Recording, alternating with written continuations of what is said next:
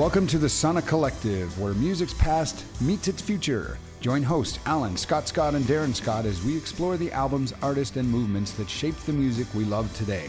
From legendary records and influential musicians to rising artists creating tomorrow's soundtrack, we're passionate about helping music fans discover what matters.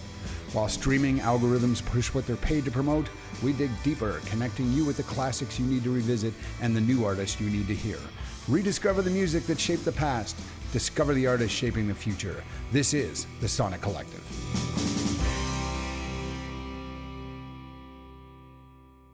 Hi, and welcome back to the Sonic Collective. I'm Darren Scott. Now, I'm usually joined with my co-host, Alan, Scott, and Scott. A lot of Scots in the Sonic Collective, apparently, but for this Sled Island segment, I've just flew solo. I would like to give a special shout out to Kelly Shaw, my good friend who attended Sled with me and helped me with some audio and video and some photos. Great Sled, Kelly. Thanks so much for helping me out. First of all, I'd like to just tell you a little bit about myself. I am not a professional podcaster, even though I've had one for 12 years. I do it for the love of music. Our podcast is about going back and finding the influences that created the new artist and what affected them, and then also now introducing the new artists that learned from their predecessors. We'll be doing this new segment all about the Alberta music scene. Stay tuned for that in the coming months. But with that, I just want to tell you, music to me, it's my church, and I think that will resonate with a lot of people. Music is my happy place. It just is so important to me. I've learned to appreciate a lot of different music over the years. We all struggle with certain genres or certain sounds, and that's normal. But I've really opened myself up to it, and I can really start to identify a good song as a good song, maybe even if it's in a genre that I don't understand. But I hope that you will join me, open your hearts and open your minds and open up your music taste a little bit, and join me on this wonderful journey about Sled Island. I once interviewed Alan Cross, a very famous music historian, author. We interviewed him, and he left us with this little nugget. He says, respect all music, listen to what you love. And I always thought that was great. I'm in my mid-50s now, but I still love to get out and see live music.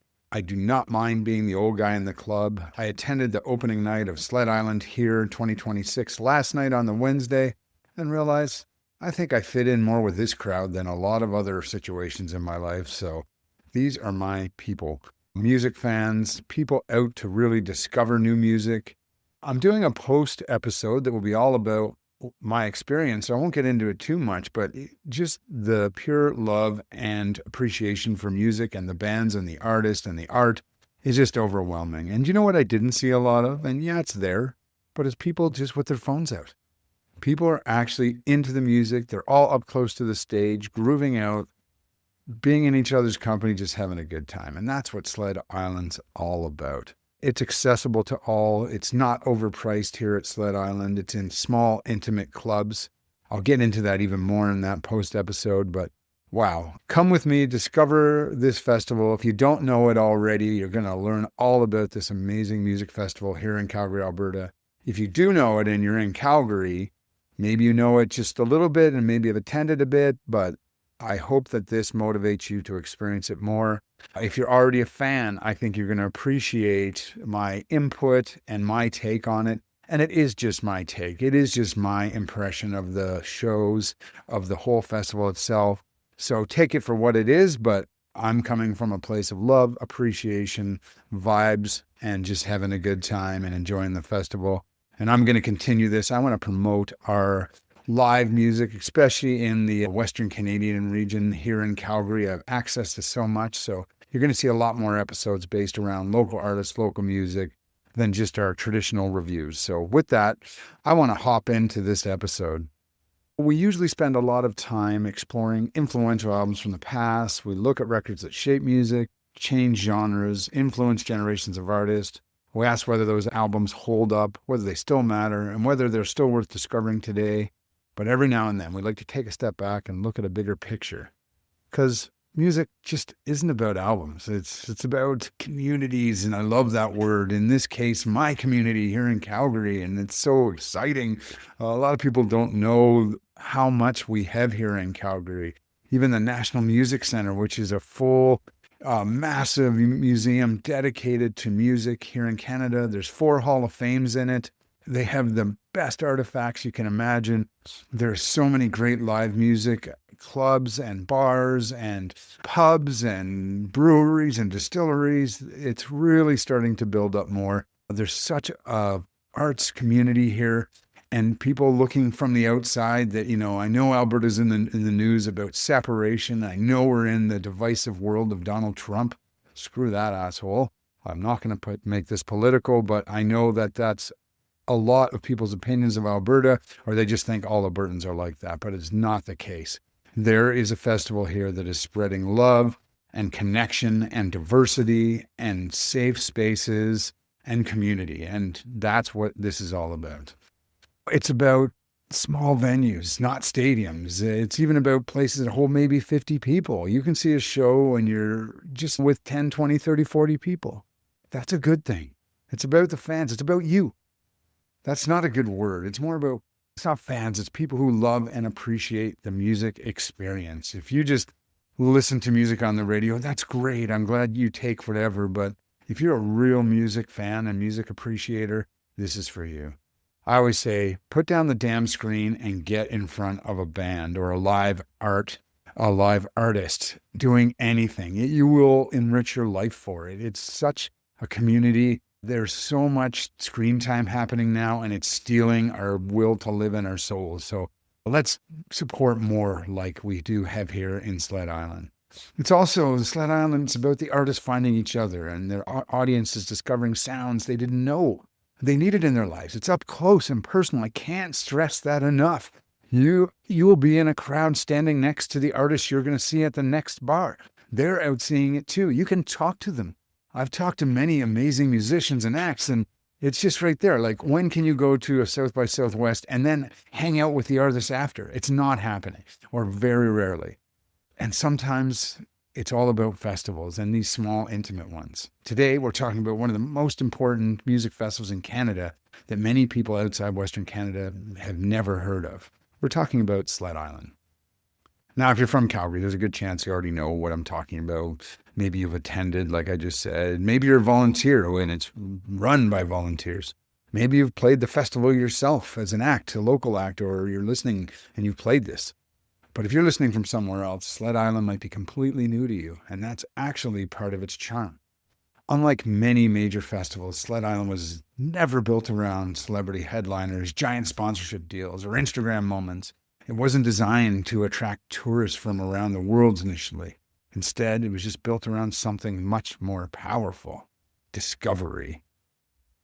That's a word that's going to come up a lot of times in this, but it's so true. If you want to discover new music, this is it.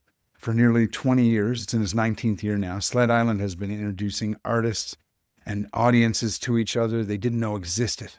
It's helped launch careers, build communities, strengthen Calgary's music scene, and transform the way many people think about this city. In this very special episode, we're going to explore how a relatively small independent music festival became one of the most influential cultural events in Western Canada. We'll hear from artists performing at Sled Island 26, all Calgary artists, by the way. We'll hear from musicians who have watched Calgary's scene evolve over decades. We'll hear from fans who return year after year. And we'll try to answer the simple question: has Sled Island actually changed Calgary music? The answer is yes. Spoiler alert. But by the end of the episode, I think you'll understand why. Chapter 1. Calgary before Sled Island. To understand why Sled Island matters, we first need to understand Calgary back in 2007 when it started. Today, Calgary is a thriving music community. We have incredible local artists, great venues, music festivals throughout the year, and a growing reputation as one of Canada's most interesting creative cities. But 20 years ago, that reputation wasn't nearly as strong. When most people outside Alberta thought about Calgary, they thought about oil and gas, they thought about the Calgary Stampede. Hey, it's great and all, but it's not everything. They thought about cowboy hats and rodeos, who's kidding who with all the Alberta separatism, as I mentioned in the news, and Stampede coming in a few weeks from now, right after Sled. Most still have a narrow view of Alberta and probably don't understand how vibrant the music scene actually is in this Western Canadian province. music wasn't usually part of the conversation. Of course, there were great artists here. There's always have been. The Stampeders go way back. No, there's a lot of famous musicians that have come out of Calgary. But Calgary often felt overlooked compared to larger music centers like Toronto, Montreal, Vancouver, or even Edmonton for that matter. In 2007, local entrepreneur and music lover Zach Pashak launched a new festival called Sled Island. Based loosely on what he saw at the Montreal Pop Festival, Zach had an idea. The concept was simple. Bring together local artists, national artists, and international artists, spread them across multiple venues throughout the city, keep things affordable, keep things interesting, encourage people to take chances. The first festival featured artists like Spoon, Cat Power, The Walkmen, Les Savvy Fave, and the Japanese experimental group The Boredoms. Looking back now, it's remarkable how ambitious that first lineup was. There was a lot of big names in there. But more importantly, it established a philosophy that still defines the festival today. Sled Island wasn't built around giving people exactly what they wanted. It was built around helping people discover things they didn't know they wanted. And that's a very different approach. Most music fans often gravitate toward what's familiar. They buy tickets for bands we already know. They stream songs we've already heard. Sled Island encourages the exact opposite of that. It encourages curiosity. It encourages risk. It encourages diversity. It encourages new voices and genres. It encourages bringing people together. Now even more important in a world dividing more every day. It also encourages wandering into a venue because someone told you a band was interesting, even though you've never heard a single song. Everyone is welcome. It's not a joke at Sled when you say, I saw a businessman, a punk, a 60-year-old man, and a beautiful trans woman walk into a bar. That's not start of a joke. That's community gathering around a wonderful musical experience. Everyone is welcome, and that's where the magic often happens. One longtime attendee describes Sled Island as the best place in Canada to find your next favorite band. I think that's exactly right. I talked to my good friend Conrad Sawatsky, better known in music circles here as Conrad Montana, about Sled Island and what the scene was before. I'll let Conrad tell you himself about this. So Zach, who was one of the first drivers behind Sled Island, was looking at Pop Montreal for a template for Sled Island. And I didn't know what the name of the festival was going to be at the time, so I didn't know it was called Sled Island. But we flew out to Montreal and played an Alberta showcase. I was playing with Cripple Creek Fairies at the time. And Forbidden Dimension and Sudden Infant Dance Syndrome, we played a Alberta showcase at Pop Montreal. And Zach was the one that kind of got us out there, for what I remember anyways. And we talked about how Pop Montreal was laid out and that he wanted to do a festival exactly like that in Calgary. And next thing there it was. And so I was kind of knew about it before it was happening, a little bit involved in talking to Zach about how he wanted to do things. What's sorry to interrupt. What's Zach's last name? Pashak. What were some of your first actual Sled Island memories? I got some great memories. I don't even know which ones are the first ones, but I saw Guided by Voices played one of the earlier ones, and they're one of my favorite bands. So that was like one of the big ones for me. Seeing Television at Sled Island was ridiculously good too. Just legends. And Yola Tango, and I remember Yola Tango played one where they did they talked to the crowd afterwards. They took questions from the crowd after the show, and my son Jacob was one of the guys that Sweet. He was like, I don't know, 10 or 11 years old at the time, asking how to make it as a young musician. And then they said, don't do it. You got to love it. You do it for love, not the money. What do you think Sled Island has that maybe other music festivals don't have? I think it's just the sheer amount of bands that are playing it is like the variety of bands that are playing it. The fact that it goes on for 5 days. Just recently, this past year, actually, I went to bobsled in February, so like the winter version of it, and saw this band called Sour Widows that I'm totally obsessed with now. So those are my one highlights. Barty Strange a few years ago when he was the curator. Fell in love with him too. Etobicoke Beaver last year. Oh yeah, I saw that show. I saw you there. Fantastic show. Yeah, there's tons and tons of highlights of Sled Island shows, but yeah, it's just the exposure. And the other cool thing about them is the playlist that they put out of, cover these bands. So you don't even have to go to see them all because you still get the chance to hear them because they put that cool discovery playlist together. Is that Spotify? Yeah. Would do that? Yeah, like that's really, I think they just, the diversity of it is just incredible. So big and so supportive of all different types of artists as well, like supporting the Indigenous and all of the minority artists that are out there. They get a platform through Sled that they wouldn't normally get, I think. And that is awesome. Imagine one of the big reasons I'm a big supporter of it. Your band, Les Gigantiques, has just released an album. So tell me about the band, the history of the band, who's in it, and tell me about this new album. Okay, so the new album is an old album, funny enough. It is, the recording itself is actually 20 years old. We recorded it and then didn't do anything with it. And so I gave it to my friend Darren, who is one of the main guys at Trap One Records. I had no idea about that at the time. I just said, hey, yeah, I've got this album, you should check it out. And just gave him a copy on CD. It was a couple of years ago now. And the next day he came back, he said, who's involved with this? I need to know more about it. And can I release it on my label? And I was like, yeah, sure, let's do it. Over the past couple of years, we've been toying with different ideas and stuff. And finally just went, let's just release it. And so the vinyl is coming in August. Yeah, awesome. And thanks for talking to me, my friend. I definitely wanted your perspective as somebody that's been around and listening to the local music a long time. But I will see you around Sled. I will see you at your show. I'm excited for that. Check out the new album by Les Gigantiques.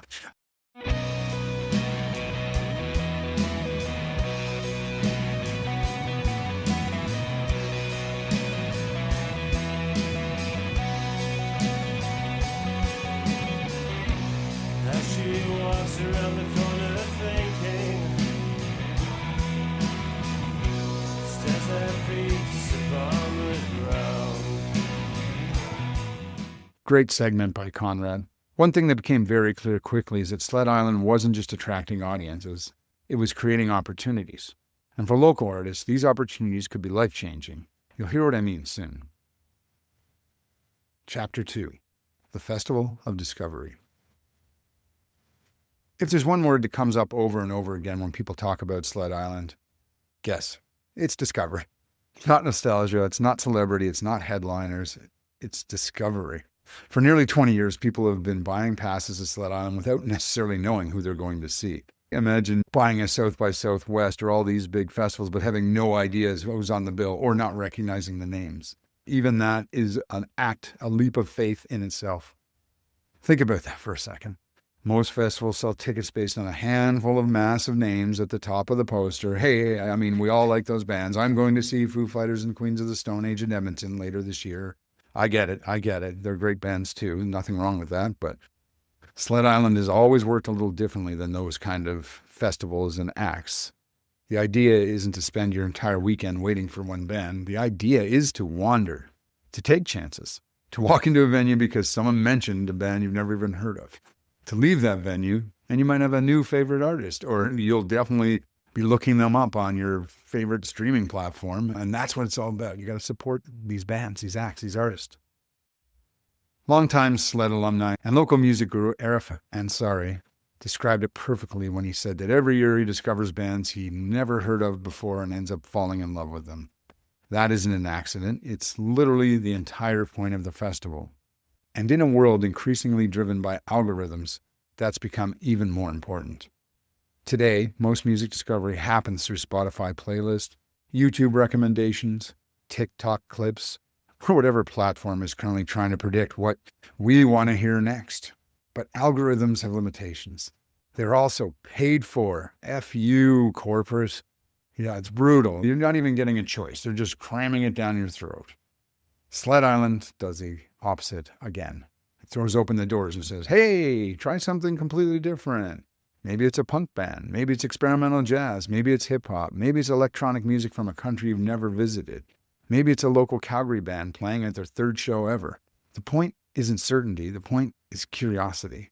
And that's where Sled Island's influence becomes bigger than music, because curiosity creates community. People who are willing to explore new sounds are often willing to explore new ideas, new perspectives, and new people as well. That's one of the reasons the festival has remained relevant, why so many others have become increasingly commercialized. Sled Island isn't trying to tell you what to like. It's inviting you to find out for yourself. And nowhere is that philosophy more visible in the artists whose careers have been impacted by the festival itself. Cartel Madras is the genre-defying duo of sisters Eboshi and Contra. Born in Chennai, India, and raised in Calgary, they've built an international reputation by blending hip-hop, electronic music, punk energy, industrial textures, and fearless experimentation into a sound that is entirely their own. Their explosive live performances and striking artistic vision have earned them opportunities to share stages with artists like MIA, Wu-Tang Clan, JPEG Mafia, Clipping, Mac DeMarco, and Sudan Archives. But what's especially fitting for this series is that Cartel Madras, their relationship with Sled Island goes far beyond simply playing the festival. They were discovered by A&R representatives during an early Sled Island performance, a moment that ultimately helped launch them toward a recording contract with the legendary Sub Pop Records and an international audience. Now, after several years of refining and reinventing their sound, the duo have returned with Evident to Me, the first glimpse into a bold new artistic chapter that will lead toward their debut full-length album in 2027. In this conversation, we talk about their Calgary roots, their connection to Sled Island, the evolution of their music, and how independent festivals can create opportunities that change an artist's trajectory forever. I'm Darren Scott, and this is the Sonic Collective. Here's my conversation with Cartel Madras. I guess, when did you first step out? What was your first show in Calgary? So in 2018, leading up to January 2018, the summer of 2017, we were going to a lot of shows, seeing our favorite rappers, our favorite artists. We were immersing ourselves in the art scene in the city as well. We got to know a lot of fellow musicians and people that were really involved in the community. And a big turning point for us was we had been writing secretly for so long and recording and uploading onto SoundCloud with different names. And it was something that we always wanted to take to the finish line, but we weren't entirely sure how, because we didn't really have the infrastructure to be official artists at that time. And we didn't really see that as an opportunity or an option for us.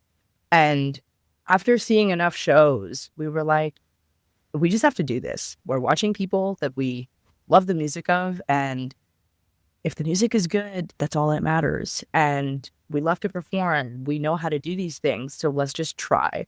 So from a couple of demos on SoundCloud to performing a big winter classic in January 2018, that was our sort of debut as Cartel Madras. And it was funny because December of 2017, we were in Chennai, we were in India, when we heard back from the festival saying that we got in and we can play. And we were like, oh, cool. So we're going to spend the rest of our time in India working on our set on the roof of this building. Because we literally had two janky songs on SoundCloud, and we're like, we have to build a set now. So we basically built like a 40-minute set from scratch, and which involved, we had a lot of stuff already written, but we had to rework a lot of things and create sort of the structure of the set. And it's interesting because leading up to that show, we were really hustling every day, practicing, getting to a place where we felt comfortable. And the biggest thing there for us has always been like, if you can put on a good show, you can do anything. And the basis of a lot of our practice is performance and being able to entertain people. And I think the testament to that is after we did that first show at Big Winter Classic, we basically got booked to play every weekend leading up to Sled Island 2018. And that's where we got discovered by Sub Pop. So I heard that story. You are playing your first Sled Island show. You were discovered by Ishmael Butler. He came from Digable Plans. I love that band. So his other music project is Shabazz Palaces. He was one of the headliners at Sled that year. And we didn't know that he also was secretly A&Ring in his own way, right? So it's funny, like, I think even when we were playing before them, but not on the same stage as them, like, we were upstairs at the Legion. He was downstairs at the Legion after us. In fact, I think we thought his set cuts into ours. So we were like, oh my God, it would be so cool if he could see us. But I do remember us always having this kind of feeling with that Sled Island show. I remember us being like, anything could happen. Anyone could watch us. Anything could happen. And it was a weird thing to even say and think of as a mantra, because that isn't even really how music works like that anymore. But Yeah. that is something we grew up with, that idea. Like, you never know who's watching you. And so we were like, so we have to put on the craziest show. And it was a really crazy show. Like, for being upstairs at the Legion in like a midnight slot or something, it was like, was full. The room was packed. People were standing on the tables watching us. I think we had a lot of noise around what we were doing, and we were very different. So I guess he was watching us, and then he like down to do his set. But like, we honestly didn't know. We didn't know who was watching us. We couldn't see anything. We had no idea that he even saw us till after his set was done, because we were like waiting after the show. Everyone was just standing there, and he was like walking through the crowd, and we were like, oh my God, your set was amazing. And then he's like, you guys are dope. We were like, excuse me? And he's like, Yeah, I saw your set. Well, I guess, what do you two have planned for the next year for us? Yeah. The timing of Sled is awesome because we play our show 2 days after our single comes out. And the single kind of kicks off, in a way, our return. Our last full-length project was in 2021, The Serpent and the Tiger. And we've taken a little bit of a breather from music for 3-ish years, where we've still been playing live, but we haven't put new music out. And we've been exercising a few different muscles in the creative space and really working on this album for 3 years and working on a new sound. So this kicks off Cartel Madras Chapter 2. And we go into kind of a year-long return with new music and a lot of new things coming leading up to 2027, which is when our album will probably come out. But it's exciting. This feels like the right place for us to be like, hey, we're back.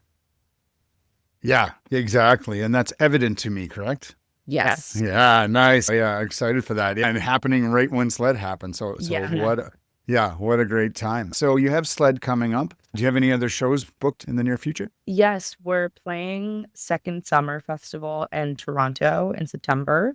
And that'll be our first time playing at Mod Club, which is a venue I absolutely love here. So that's a really great and exciting way to reintroduce ourselves back into the Toronto scene.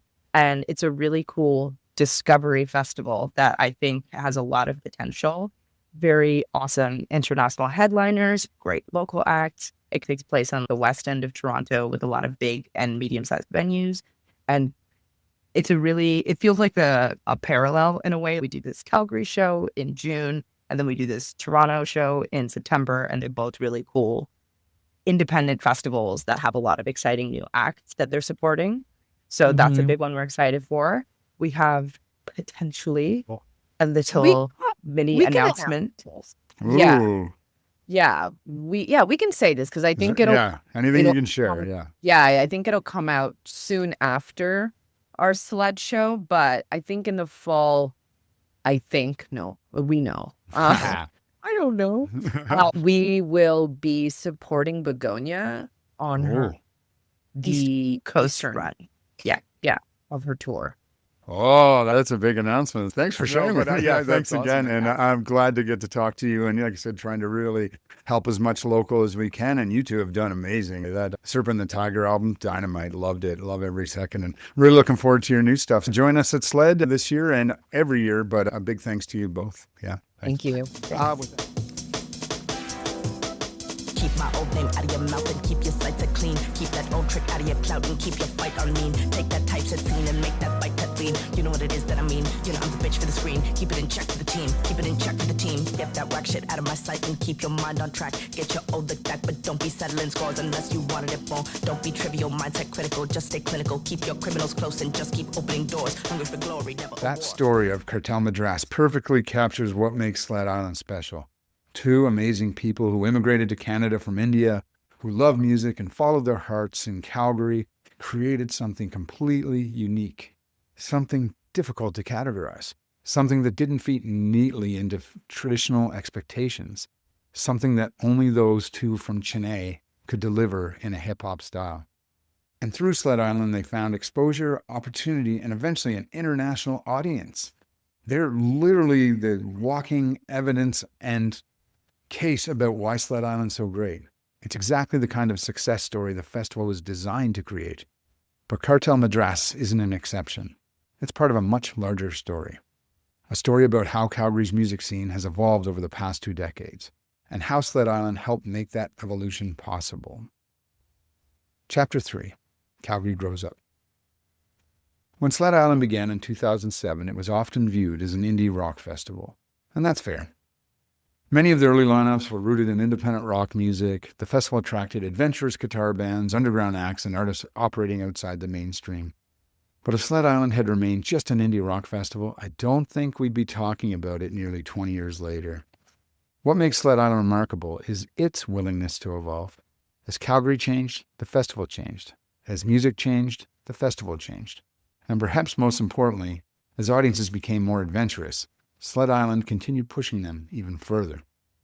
One of the moments often cited as a turning point came in 2017 when Flying Lotus served as the festival's guest curator. Up until that point, many people still viewed Sled primarily through the lens of indie rock, but Flying Lotus represented something entirely different. Electronic music, hip-hop, experimental sounds, genre-defying creativity. Suddenly people realized that Sled really wasn't just about genre at all. It was about pure discovery. And once you remove genre boundaries, the possibilities become endless. Since then, Sled has continued to expand its vision. Hip-hop artists, electronic producers, metal bands, experimental composers, international artists, indigenous artists, drag performers, comedians, visual arts, filmmakers, drone, atmospheric. Laraji was here this year. Wow, so amazing. The festival became less about any particular style of music and more about creative expression itself. In many ways, that mirrors Calgary's own journey. For decades, Calgary was viewed through a very narrow lens. People outside Alberta often reduced the city to oil and gas and the stampede. But to anyone who's spent time in Calgary's arts community knows that there's another side to this city. A creative side, a diverse side. A side filled with musicians, artists, writers, filmmakers, and creators building something unique. Sled Island became one of the places where that side of Calgary could be seen most clearly. Every June, artists from around the world would arrive expecting one thing and leave talking about something entirely different. They came expecting a prairie city. They leave talking about the music community, the venues, the audiences, the volunteers, the energy. Over and over again, artists say the same thing. We had no idea Calgary was like this. And honestly, that's one of my favorite things about Sled Island. It changes perceptions, not just for visitors, but for Calgarians too, because sometimes it takes seeing your own city through someone else's eyes to appreciate what you've built. Today, Calgary's music scene is one of the most diverse and interesting in the country. And if you look closely, you'll find Sled Island woven through many of those stories. Not because the festival created every artist, not because it deserves all the credit, but because it provided a place for those artists to connect, collaborate, experiment, grow. A place where scenes could overlap, where audiences could expand, and where we could discover possibilities they didn't know existed. One artist who represents that evolution perfectly is K-Riz of K-Riz and the Family. Like Calgary itself, his music refuses to fit neatly into a single category. His work blends hip-hop, R&B, soul, jazz, reggae influences, and deeply personal storytelling into something entirely his own.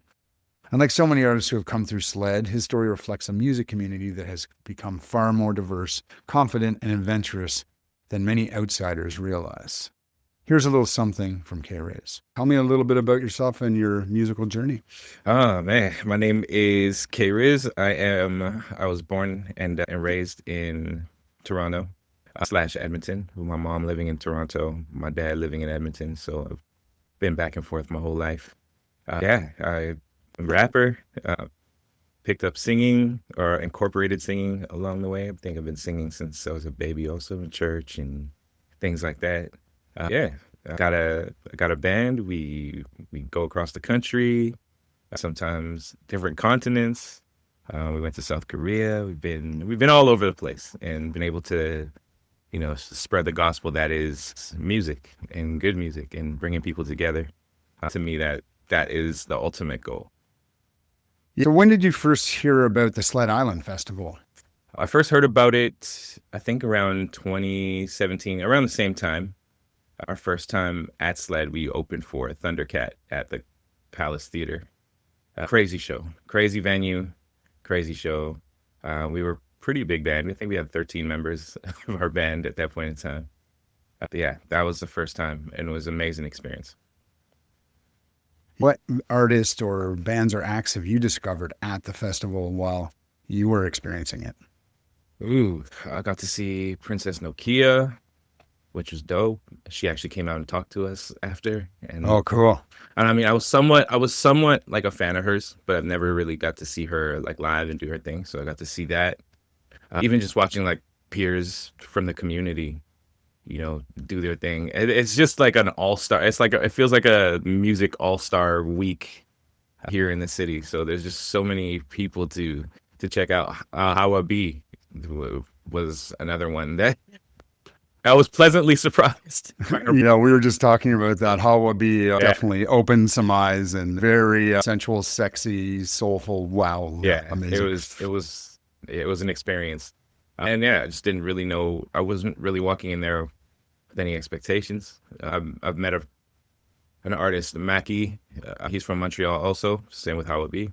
And I met him out here also. And we've just been friends and, peers in Canadian music community for a while now.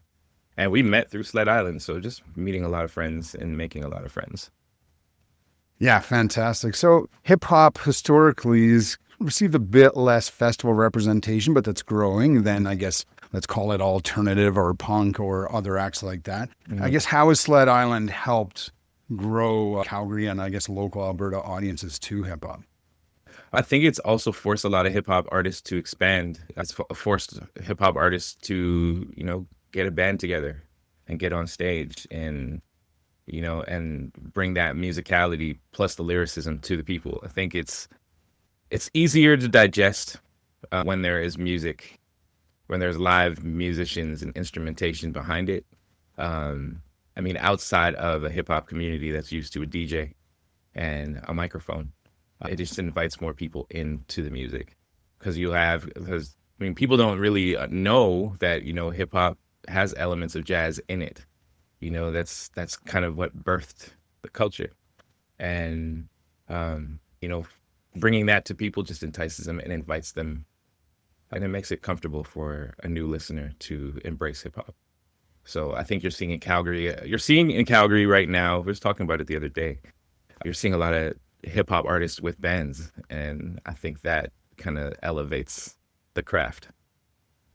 Yeah, I totally agree. The old classic 2 turntables and a microphone is great, but to add those elements. And I think you yourself are known for that, not just a strict rapper, but again, you mentioned you've been singing for a while and you do a great job at that.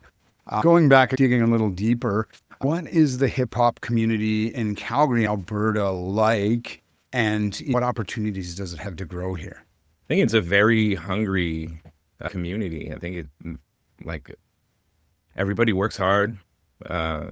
There's venues here that allow the music in there. I think there was a time where Alberta was losing their venues, but we still got some venues that really support the music community here. And like I said, you're starting to see a boom of hip hop artists with bands. And I think that, changes the way people outside of here view hip hop.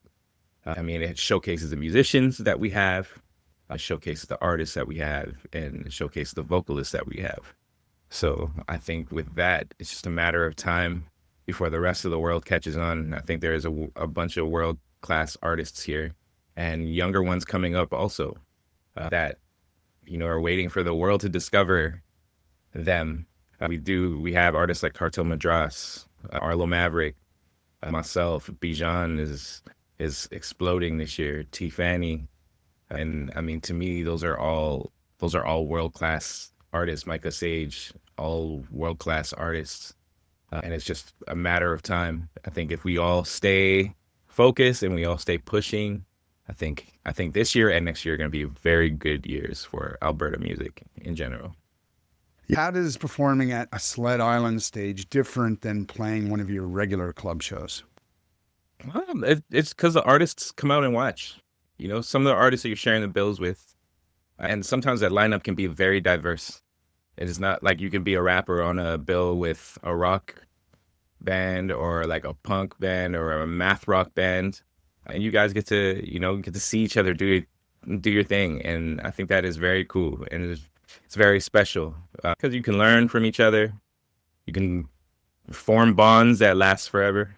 I think that is such a cool thing about Sled. What are you working on right now? Currently working on a new album that is hopefully, fingers crossed, going to be released in October. It's a follow-up to my last album, One Way Ticket. This one is called Heaven, so One Way Ticket to Heaven, kind of the idea. I like it. So, or one way ticket to heaven or one way to get to heaven. So it depends how you say it. It was recorded at the National Music Center here in the city with a lot of community, I think, which is the key word here. A lot of community that came through. We had a choir in there. We had a lot of musicians in there. A lot of like heavy hitter producers from all over the country here working on this album. So besides that, just getting ready for Sled, getting ready for Stampede, getting ready for a crazy summer. It's artist mode. It's the best place to be. K-Riz, once again, thanks for today and everything, and best of luck. Thank you very much. It's amazing. The way you look at me, it drives me crazy. The way that dress hugs your body, can I push up on your love? Can I kiss up on your love? Move your hips up on my love. Your lips are all I want. Your skin's so soft, it's craving. Listening to K-Riz talk about the music, the community, and the creativity, it's impossible not to recognize how much Calgary's scene has evolved. But diversity alone doesn't explain why people keep returning to Sled Island.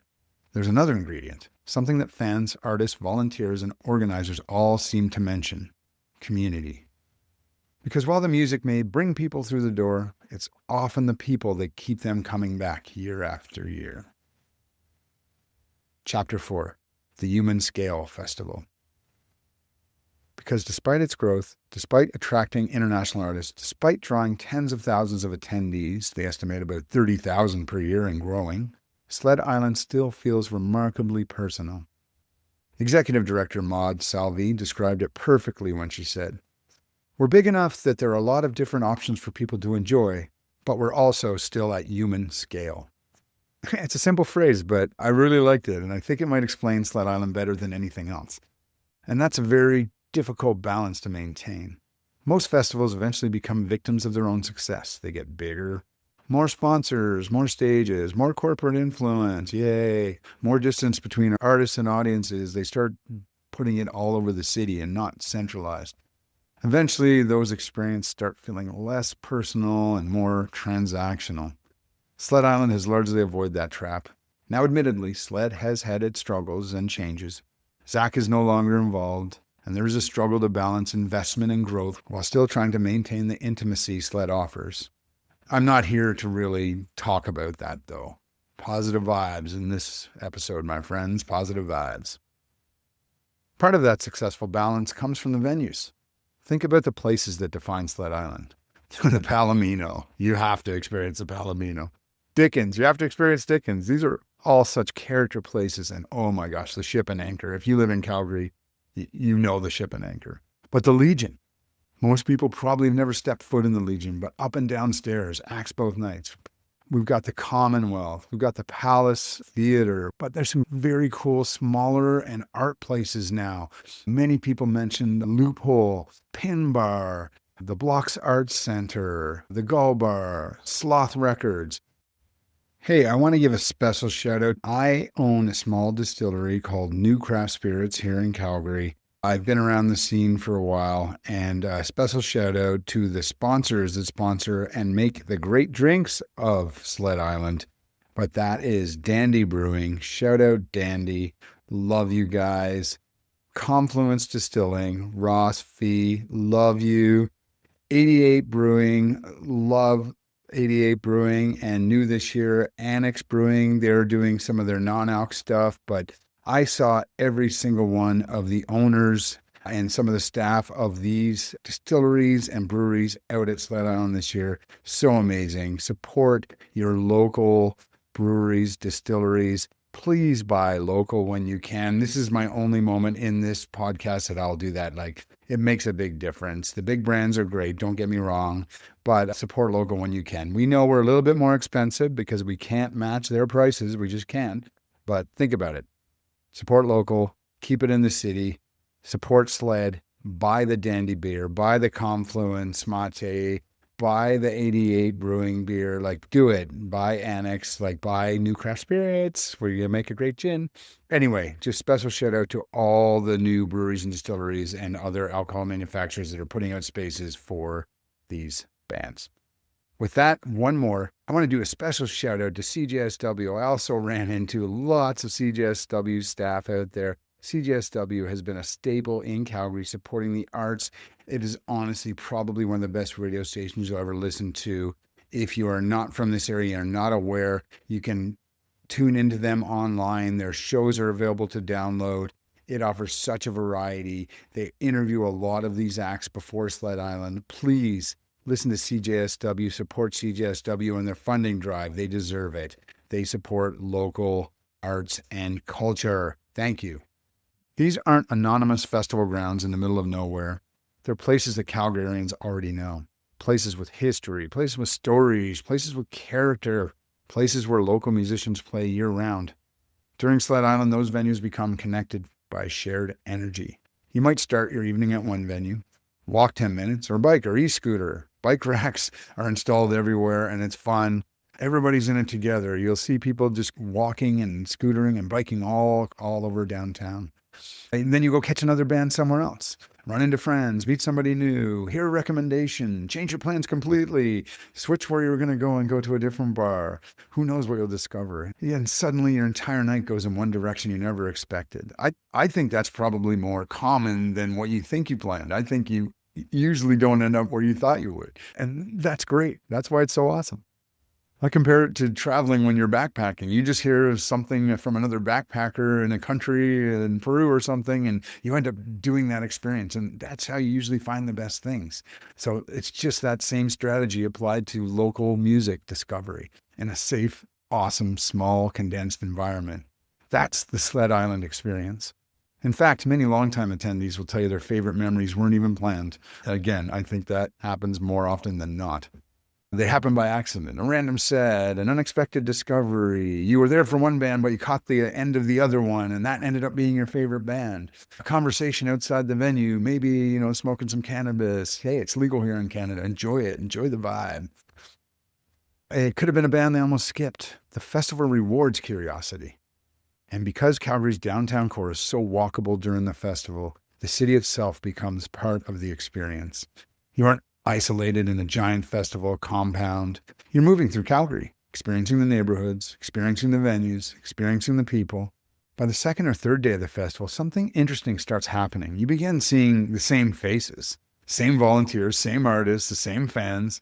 Maybe you don't know their names, but you recognize them. You know they were at the last show you were at, and there's just a smile, a wink, and a nod, and that camaraderie, that community again. It's just the entire city just becomes this community in support for the love of music. It's something difficult to explain until you've experienced it. You just you gotta do it. You gotta do it. I don't think I've ever seen an incident or a fight at a sled show. And I'm not saying it doesn't happen, but it is just a very safe, open, supportive community. And everybody's just there to enjoy the music. I can't think of one example, and I've been to a lot of sled nights. And again, I know damn well it's happened, but let's blame that one on the alcohol. Stick to the weed. And it's one of the reasons people keep coming back. Another reason is the volunteers. Talk to anyone involved with Sled Island, and eventually the conversation turns toward volunteers. People speak about them almost reverently. These are people checking wristbands, they're helping artists, they're providing their directions, they're setting up the venues, they're solving problems, they're making the festival function. For many volunteers, Sled Island becomes a yearly tradition. These are music lovers that just want to be involved, and what a great way to be involved. And you'll get a band for free, and then you can experience it yourself when you're not volunteering. For some, it's becoming a defining moment of their relationship with Calgary's music community. And then there are other traditions. There's an annual pig roast, the wrap-up parties, the late-night conversations, the spontaneous collaborations with artists. Over and over, I keep hearing stories about how artists met each other and then collaborated after Sled Island. There's so many great stories. Brock Geiger, who I interviewed, ended up meeting somebody at Sled from Japan, and then he went and played Japan, and now that Japanese artist comes back every year again. Tengen Guggen is his name. I may be mispronouncing that, but please, if you look on the schedule, I know he plays Dandy on the Saturday this year. But that's what it's all about. The stories people tell for years afterward. When people talk about their favorite sled memories, they're often not talking about the biggest artist. They're talking about the moments. Moments that could only happen at Sled Island. Moments that became part of Calgary's collective music history.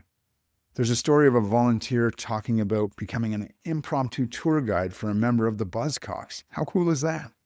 Others remembered seeing bands in tiny venues that would eventually go on to international success. Japanese Breakfast was here a few years ago, and then they were on Saturday Night Live the next year. These stories aren't really about music. They're about connection. And that's why Sled Island feels different. Because beneath all the bands, all the schedules, all the programming, Sled Island is really a community event. The music simply gives that community a reason to gather. One person who understands that better than most is Brock Geiger. As a songwriter, producer, engineer, collaborator, and performer, Brock has spent years helping shape Calgary's music community from multiple angles. His perspective offers a unique window into how artists, venues, and audiences all work together to create something larger than any individual performance. I'll let Brock tell you for himself. Here's what Brock said in the interview I had with him. Be sure to check out that episode. How did you get into becoming a studio musician or a musician for hire? How did that happen? Yeah, I think right out of the gate, like one of the first bands I joined when I was 19, I started playing bass in a local band called The Dudes here. And that was, they were well established at the point that I joined the group. They'd been a band since like the late 90s.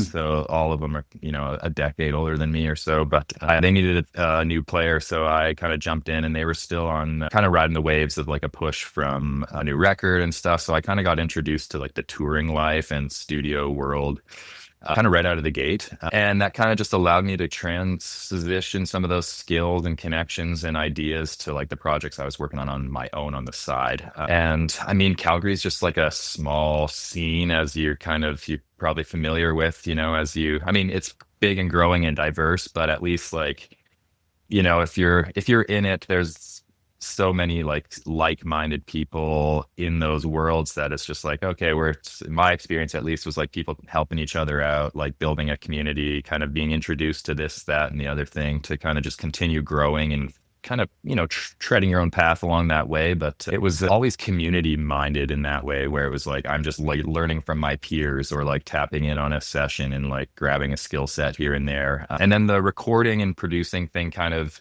evolved from necessity, as it does for a lot of people with like, the accessibility to recording technology, and that these days being it's no replacement for like your world-class studios, but it's, you can crack out some pretty good quality demos and recordings with, nothing more than a phone or a laptop these days. And like, I kind of got into that, like making my own demos and recordings with some of my buddies at the time, kind of right out of the gate. So it became kind of the part of the process with playing music was like, oh, we can also record this, even if it's not to be released, but it's, if it was 2 microphones off of a cassette machine or whatever, and we're just recording our jams. I have tons of cassettes of just us like, playing and figuring things out. So I kind of really liked the capturing part of things, even if it was just like archival and figuring out how you could make things sound. It became kind of an obsession early on too. So that became pretty integrated with my process as like a writer. Artist was kind of using the recording studio and those tools as kind of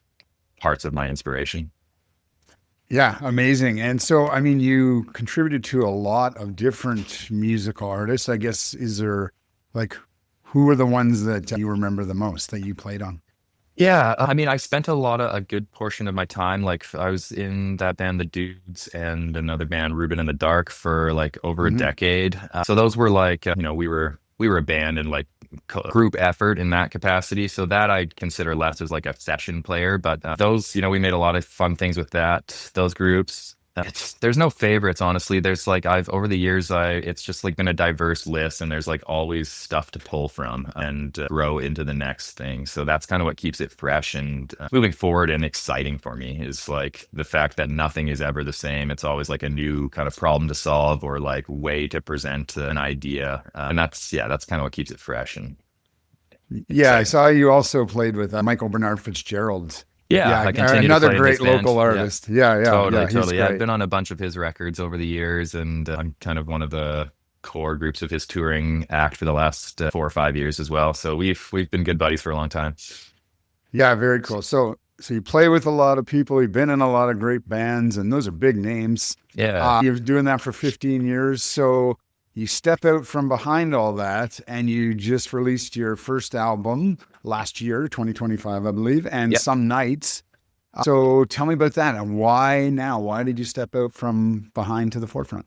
Yeah, it's again just kind of, it's a lot of just like things falling into place. It's not too much, I'm a go with the flow kind of guy. Definitely like ideas plotted and things I want to chase down, but this that was kind of just like came naturally with a lot of timing. I've always been writing and have had a band called Rally for years. That's where my personal writing would get filtered. But basically COVID hit, and all of our touring schedules with the previously mentioned acts really slowed down, and I had just a ton of time to kind of refocus where the energy was going. So having the tools and the access to the studio, I kind of just dove into my own tunes and basically made a version of that record alone at my studio in the early COVID years there. And then took that and shared it with my good buddy Will, who is working down in Los Angeles as a very skilled engineer producer himself. And he was like, hey, these are great, but like, do you want to come blow these up with me down here? We have access to an amazing room. He works at Sound City, which is, iconic, insane room to get access to.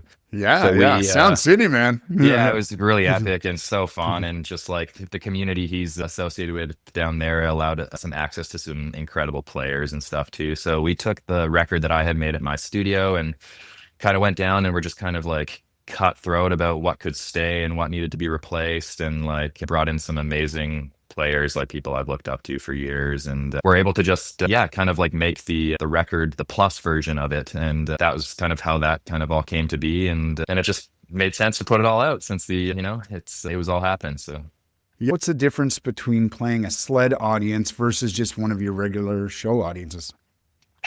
For some reason, the excitement is just up. It's like, I think people, it's established enough now, and people kind of know what to expect for like an action-packed 5 days, that it's like people are on and ready to go to shows. So that's like kind of the coolest part, is just like there's an excitement in the air. You're on the street, you're running into buddies on bikes who are like, I'm heading to this venue, I'll see you at this show, I'll see, it's like, it's just like kind of fun. There's like an elevated sense of like wanting to be involved and like, you know, not wanting to have the FOMO. You want to see like that buzz act, or you know, you heard they had a great set on the Tuesday, I'm getting down to the show on the Friday night, whatever. Like, I think it's just like really cool in that way that it just like injects this like, yeah, it's just energized. Like there's the appreciation for what a festival and what a live show is, I think, is super magnified that for this week. And it's, I think you just feel that playing, you know, it's like, it feels good to be a part of that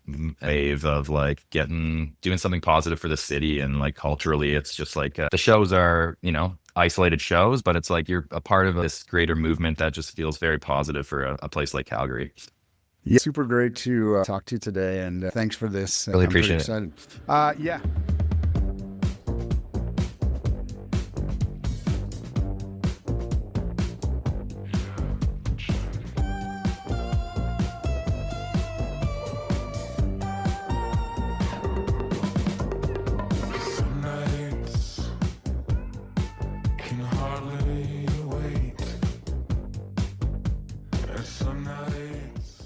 If community is the heart of Sled Island, creativity is its fuel.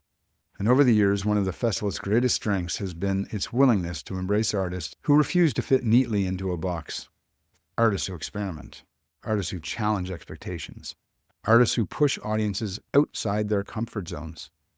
Because if Sled Island has taught Calgary anything, it's that some of the most rewarding musical experiences happen when you're willing to take a chance on something unfamiliar. Chapter 5. Creativity without boundaries. One of the most remarkable things about Sled Island is that it has never been particularly interested in playing it safe. In fact, if anything, the festival seems to thrive on uncertainty.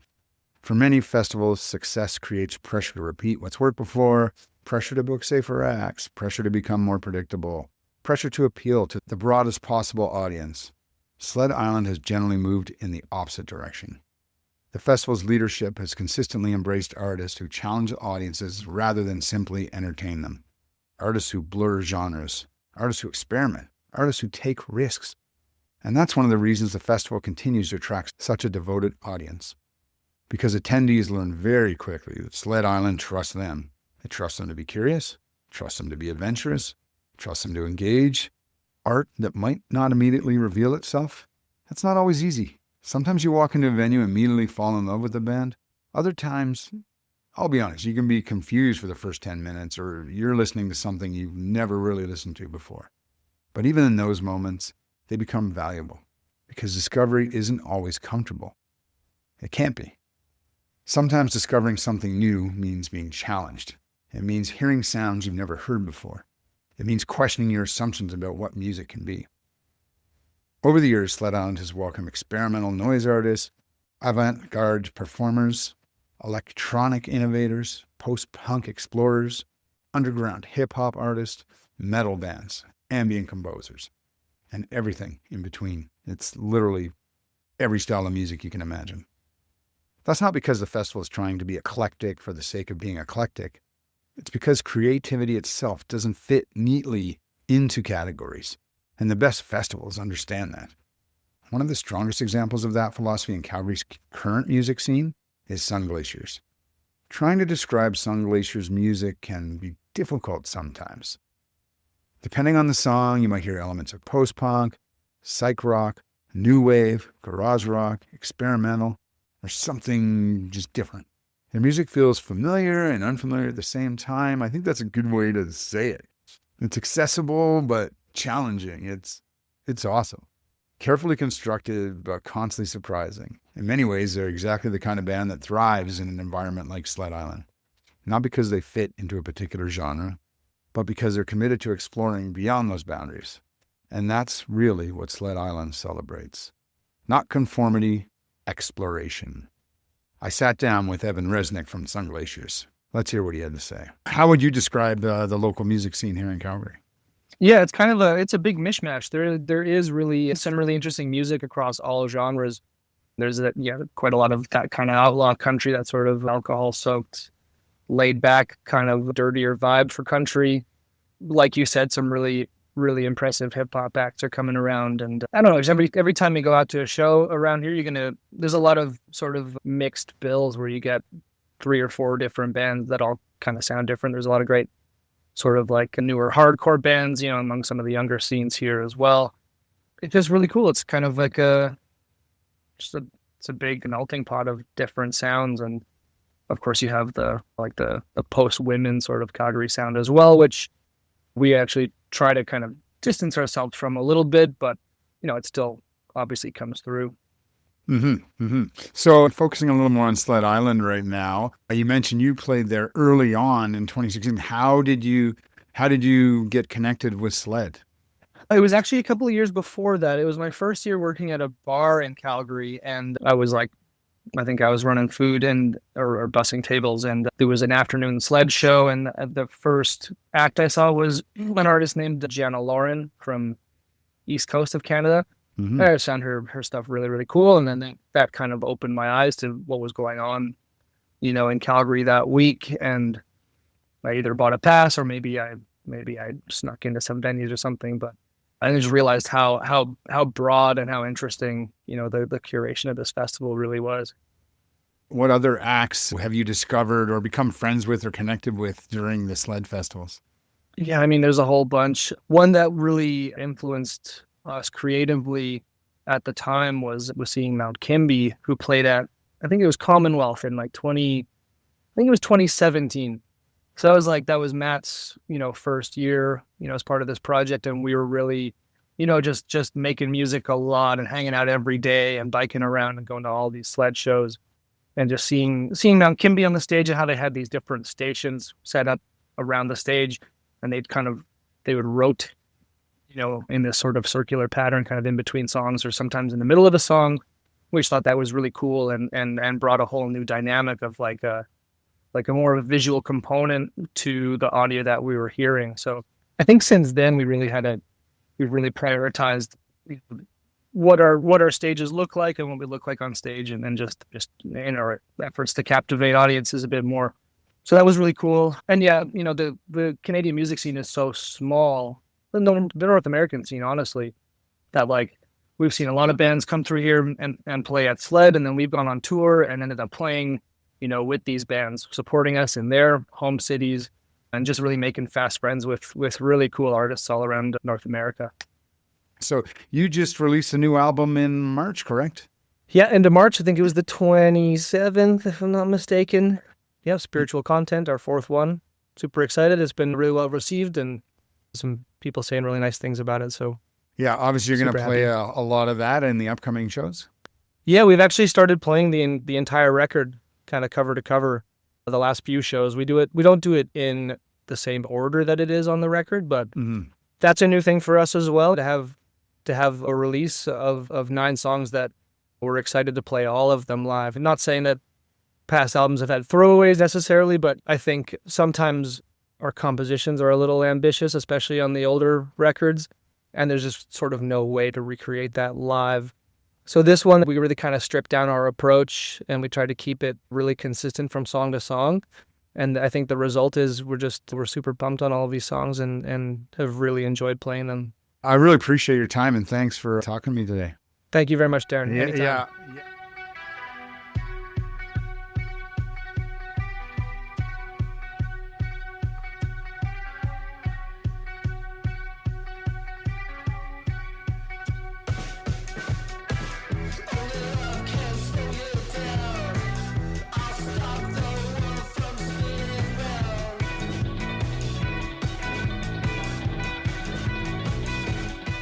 Listening to Evan talk reminds me of something that appears again and again throughout Sled Island's history.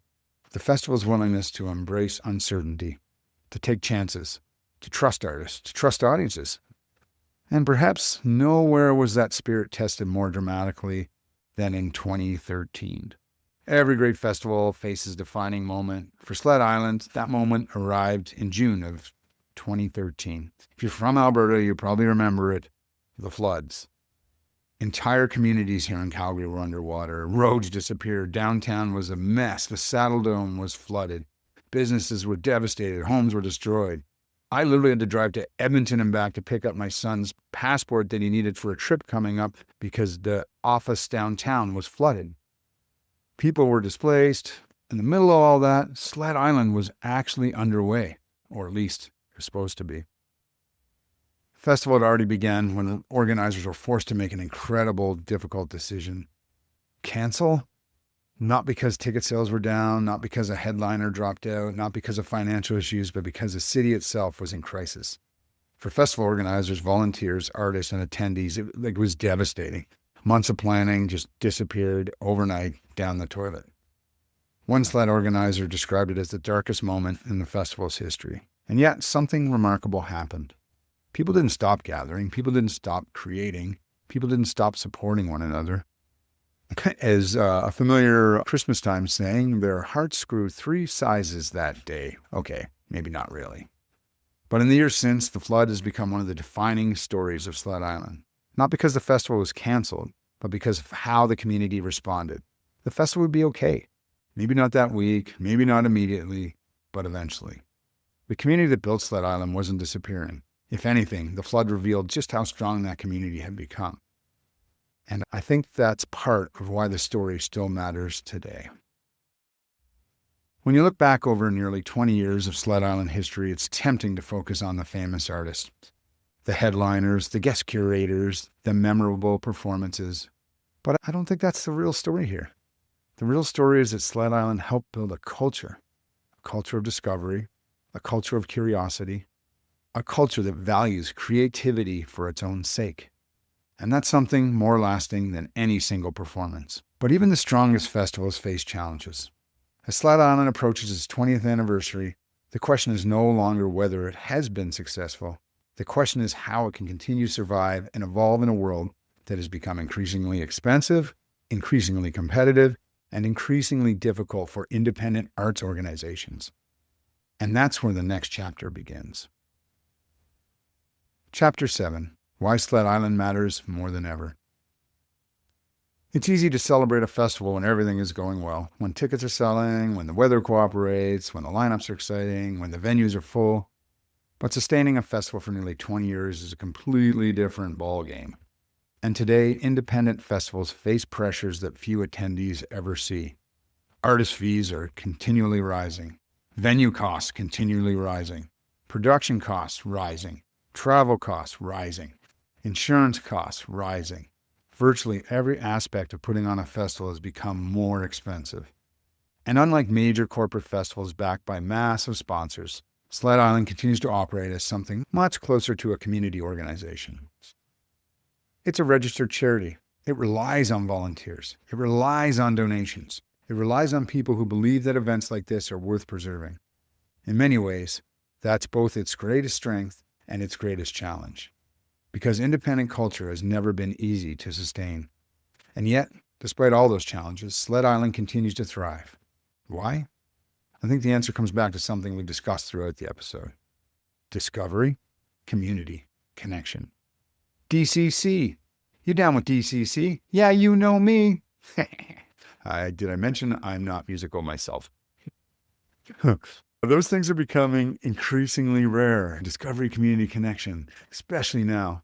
Today, more music is available than at any point in human history. We can access millions of songs instantly. We can stream almost anything. We can listen to artists from anywhere in the world. And yet many people feel less connected to music than ever before. Music has become convenient, but sometimes convenience comes at the expense of discovery. Algorithms recommend what they think we'll like or what's paid for. Playlists guide our listening habits. Social media rewards familiarity. And slowly, without realizing it, many of us stop exploring.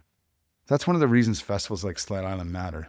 They create opportunities for surprise, for serendipity, for discovery, for human connection. You don't just hear music, you experience it, you talk about it, you share it, you stumble across something unexpected. And often those experiences stay with you far longer than anything an algorithm ever recommends. That's especially important for local artists. Every artist we featured in this episode has benefited from being part of a creative community. If you want to hear the real stories about that, check out the full-length interviews that I had with the 4 artists that played the 2026 festival, plus my great friend Conrad Montana from Les Gigantiques, a local Calgary band who also do our theme song. You got to check them out. Conrad's perspective was amazing because he added that from a band, an individual that's been in the Calgary music scene for decades, but never actually has played the festival. Whether through collaboration, exposure, networking, audience development, or simply feeling supported, the reality is that the music scenes don't happen automatically. They require infrastructure, venues, festivals, promoters, volunteers, fans, us, and organizations willing to take risks on artists before anyone else knows why or who they are.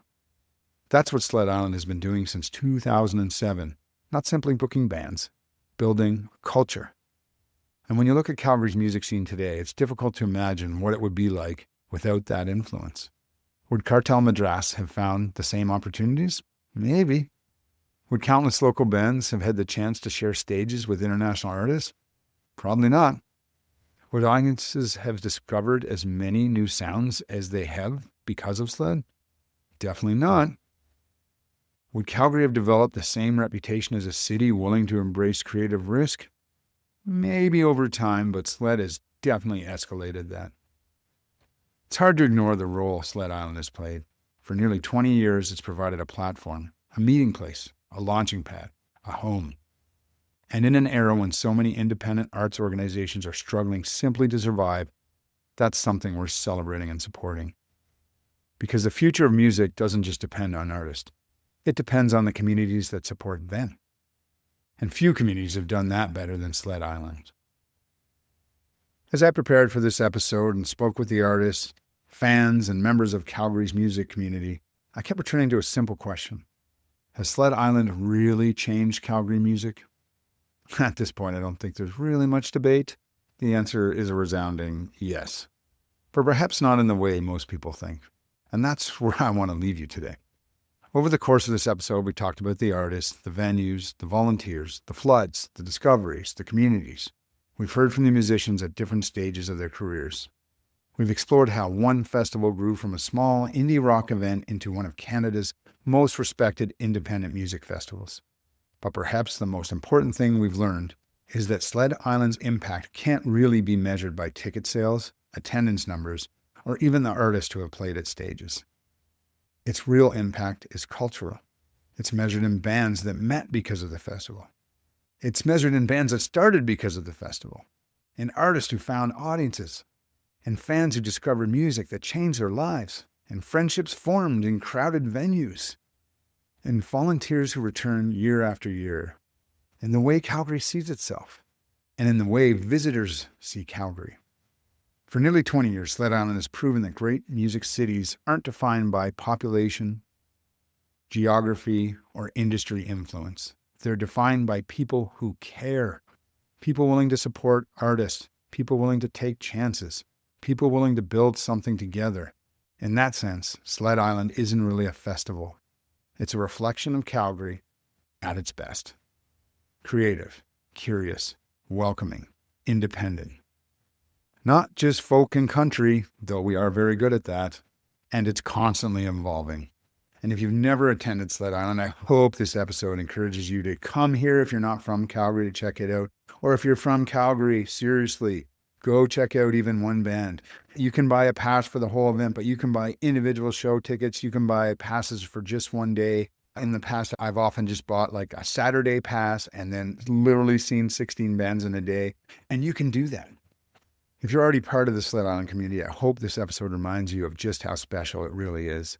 Because in a world increasingly driven by algorithms, trends, and predictability, Sled Island continues to celebrate something much more valuable, discovery. And that's something worth protecting. Thanks for listening to this episode. The Sonic Collective presents Sled Island, the festival that changed Calgary music. I hope you enjoyed my take on it. I know there's many others. I can't stress enough how amazing this festival is and just how cool. And you will definitely discover something you never have before. You will not find this in your phone. Put down the screen and get in front of a live artist. I'm Darren Scott at the Sonic Collective. If you've enjoyed this episode, be sure to check out the 5 interviews I did in preparation for this episode, as well as the post-festival recap that will come out shortly after this episode. If you're listening in the future, it's already there. If you're listening as this comes out, it will be there very shortly. It was a great, fun time. I am not a professional podcaster. I just have a love and a passion of music, a love and passion for the Alberta music scene, and I just wanted to share it with you. So come join me. If you see me at the festival, come say hi. I'd love to meet you and enjoy the music of Sled Island. Just before I sign out, I obviously want to thank all the previous media, articles, videos, everything that's on the Sled Island website, all the work that the volunteers and all the staff have done. I read all the articles. I obviously quoted from them. I am not trying to take credit for everything in this. I gathered that information and tried to put it together in just an all-encompassing way. So if you heard a reference to something you did, nothing but love and respect. Please Google other media. There's lots of great articles on the artist, the Sled Island Festival, and so much more. Mass respect, and only mean to promote your art as well. I'm Darren Scott, signing out. Thanks for listening to the Sonic Collective. If you enjoyed this episode, help us keep great music alive by subscribing, leaving a review, and sharing the show with a fellow music fan.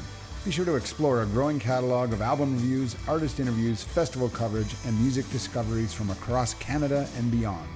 The theme music for the Sonic Collective is Dust by Léger Gantique from Calgary. Our thanks to the band for letting us use and feature their music. Be sure to check them out. Until next time, keep listening, keep discovering, and keep the conversation going. This is the Sonic Collective signing off.